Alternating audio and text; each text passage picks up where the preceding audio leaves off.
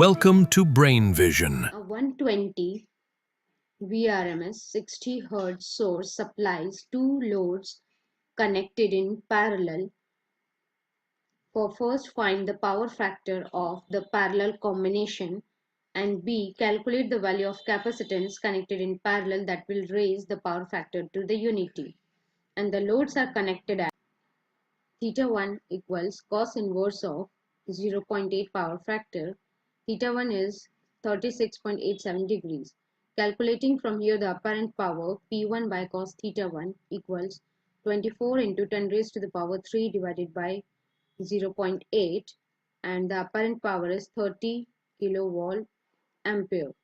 Now for the reactive power S1 sine theta 1, 30 into 10 raised to the power 3 into 0.6 will be equals to 18 kVAr, and apparent power S1 can be written as 24 plus J 18 k volt ampere.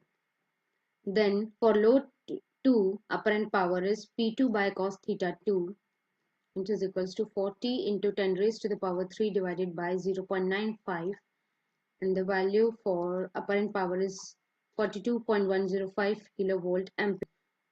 For this, the reactive power is S2 sine theta 2, which is equals to 13.144 k VAR. Therefore, S2 for the load 2 can be written as 40 plus J 13.144 kilovolt ampere.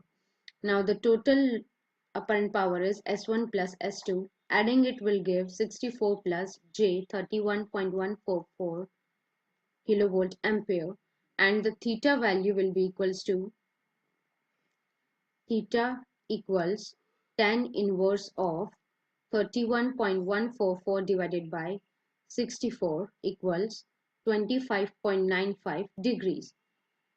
Equating it to the power factor, from here the power factor will be equals to 0.899, which is lagging in this case. Now for B part, where theta 2 is 25.95 degree and theta 1 is 0 for power factor 1, the reactive power for this capacitance is P tan theta 2 minus theta 1 equals 64 into 10 raised to the power 3 tan of 25.95 degrees minus 0 is equals to 31.144 kilovolt ampere hour. Now the capacitance value is equals to QC by omega Vrms square.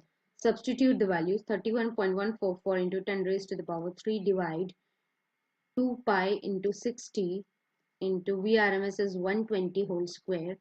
The capacitance value is 5.74 millifarad.